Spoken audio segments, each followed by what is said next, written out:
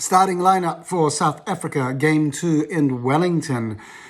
Rassie has made some changes. I'll go through the forwards first, mostly the same. Front row, Ox. The Ox.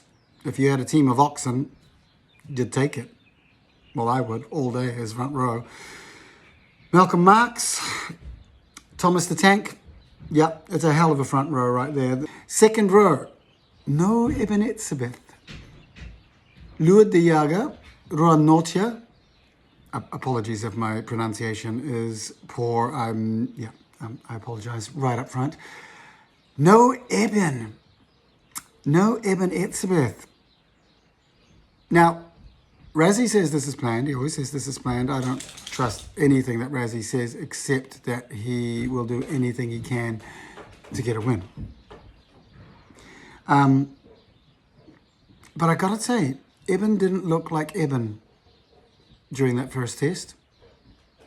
I felt like Tupova'i had a hell of a game and outplayed, Eben Etzebeth, which whoever says outplayed Eben Etzebeth, it's almost never said. But yeah, like after last year, I really felt like, Eben Etzebeth doing that. Like he's the guts and the power and the anger and the testosterone is all wrapped up in that giant muscular man.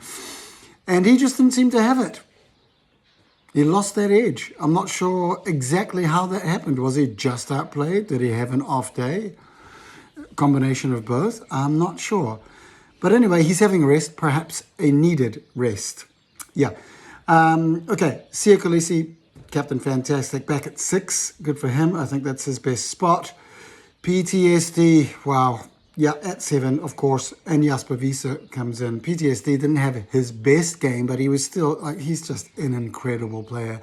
To be honest, between him wearing 7 and Adi wearing 7, two of the best 7s that have ever existed playing against each other. Different style of 7. PTSD still gives me PTSD. He's everywhere. He's giant. He's in the line out. He's in the ruck and maul. He's flipping players over his back. He can do whatever the hell he wants. And he's fast. Oh my God. Speaking of fast, Adi basically held speed with Cheslin Colby. Who else on the planet can do that? Not a lot. So there you go. Two amazing number 7s. Front row battle, South Africa, for sure. There did seem to be a scrum right at the end there where I thought the ABs probably should have got a penalty, but yeah, front row, 100%. South Africa won that battle. Line out, certainly early on in the piece, All Blacks were winning that battle, and then it sort of evened up toward the end. So yeah. Let's go maybe one each way for set piece. I just think the AB's forwards were just desperate at the breakdown. Like there was a feeling that the All Blacks could not lose this game. Like I felt like every one of those players, they weren't going home. They weren't going home if they lost. That's what it felt like. I've seen South Africa play like that before, and that's what it takes to win. And that's what it takes to beat South Africa. We used to say this all the time about the All Blacks. What does it take to beat them? You got to be hungrier. You're going to want it way more than they do. And you got to take it off them. Well, it's now like that with South Africa, isn't it? The Springboks are the top dog. They may not be number 1 in the rankings, but everybody knows they got 2 World Cups. They are the team to beat at the moment. Back line. Now, Cobus Reinach, number 9, absolutely. All day he had a much better game than Grant Williams. Grant Williams just, other than one little snipe where he got dragged down anyway, he just could not get into the game. I'll probably give that credit to the All Blacks forwards, generally speaking, for putting enough pressure on the Boks forwards and for just harassing him.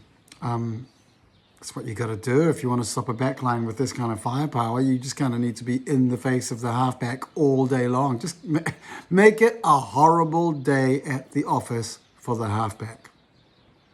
That's just one of those keys.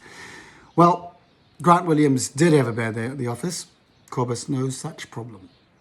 And teaming him up with Sasha Feinberg Ngomazulu. But what tune is Sasha FM going to bring us today? Yeah, what song sheet will he be singing from? And will his backline be singing from the same song sheet? Because if they are, 11, Ethan Hooker, 12, Damien Willemse, 13, Canon Moody, 14, Cheslin Colby, 15, Apfalele Fassi. Now, there's a lot of speed, a lot of power. Willemse at 12, great under the high ball. Canon Moody, 13, great under the high ball. It's like from 11 to 15, it feels like they've basically got outside backs who are great in the air. So here's the thing. What's Rassie going to do? Tony Brown, yep, fancy moves in the back. They've got all the players to do that. But is that a bluff? And then you just go straight to the air. What's Canon Moody, like 6'5"? Damien Williams, he's a fullback, wing, great in the air. Colby's great in the air. I know he's small, but he's incredible in the air. Yeah, so I wouldn't be surprised. Wouldn't be surprised if there's a whole different kind of bomb squad and it's just up in the air, and they take it to the ABs that way. Replacements. Front row again, Van der Merwe. Wessels will go low, and he does, just like the Ox. Will go low, goes low all day, and if he's gonna scrum like he did last week, oh my God! Look out, All Blacks. I've never seen an All Black scrum go backward that fast ever in my life. We've also got RG Snyman and Quagga Smith, so no big surprises there. A giant lock and one of your flanks who can just do everything, be everywhere, mess everything up and score the tries and run the ball and do the things. I know we got a yellow card, but man, every team wants a Quagga Smith to be able to bring on just to chuck in anywhere on the field and make a mess of the enemy. Yeah, all right. Grant Williams, half, of course. Marnie Libbock, yeah, no Hundre at all. Did he have that bad a game? Or was this always planned? Hard to tell. And then Esther Hayson coming off the bench. So, yeah, I mean, just another monster centre / loose forward. Could we call it a 5.5, 2.5 bench? Rather than a 5'3", 6'2".